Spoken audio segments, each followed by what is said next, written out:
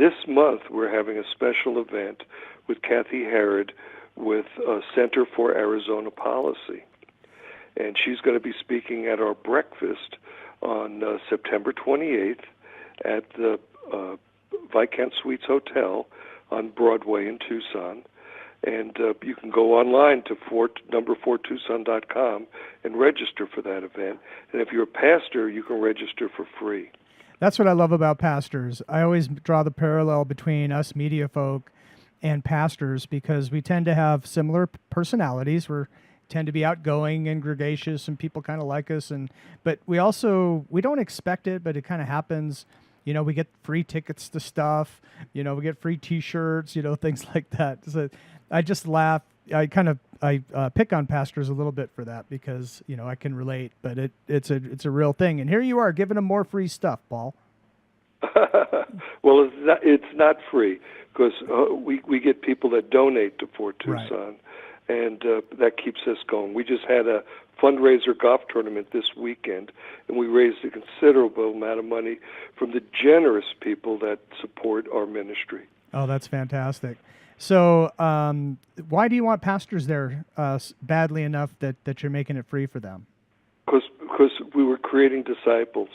If pastors understand what the issues are and can articulate them to their congregations, we've got the word out to so many more like-minded people. Yeah, that makes a lot of sense. So Cathi Herrod with the Center for Arizona Policy, you know, they stand for biblical principles. They were originally tied with, and I think maybe still are, with Focus on the Family. And so that's... Yeah, they have many strategic alliances as well. Right. And that's their whole thing. You know, kind of what we're getting at is, you know, when I said God knows stuff, when you follow his principles and follow him, you're going to get the best results, right? So right. That's kind of what this breakfast is about. So what is Cathi have something specific to talk about, or just kind of an overview? Well, there's elections coming up, mm-hmm. and there's some propositions on the election that are really going to affect people in Arizona. Because in Arizona, we have a combination of a Republican form of government or representative form of government where we elect representatives, and that's our state legislature and executive branch with the governor and that.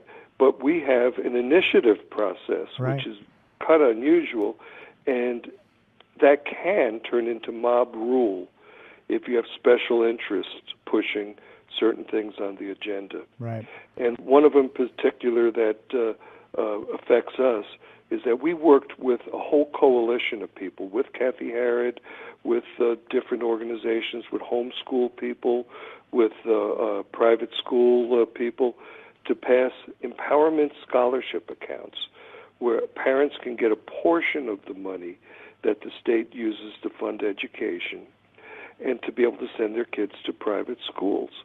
And it saves the state hundreds of millions of dollars.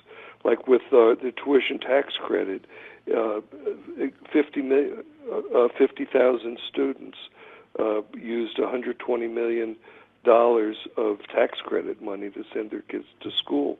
But if those same kids had gone to public school, it would have cost $500 million. So there was initial $380 million savings. And with the Empowerment Scholarship account, it's about half. So for every student that goes, picture this. You have $1,000 in your pocket to pay your rent.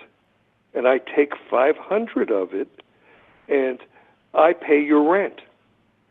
Well, and you say, well, you just took my rent money. I said, yeah, but you have $500 left, and you have your rent paid. And that's the same thing with empowerment scholarships. About $4,600 of the $10,000 that goes to education goes to the parent to send their kid to the school that they want, or use for curriculum for private for homeschool, or use for tutoring, or things like that. But the state doesn't have to educate that child anymore. It doesn't have to pay for the classroom, the administrator, the buses, the buildings. So it gives more money for public education, and it allows parents a choice. And only about 5% of people use private education, so it's not like a whole bunch of people are going to be sucked away from the district schools. But parents who do want to pick the best possible education have that leeway when it comes to this. And a special interest group got petitions signed, put it on the ballot to get rid of the empowerment scholarship accounts. So in order to keep empowerment scholarship accounts, we have to vote yes on Prop 305. That's a tricky one too, right?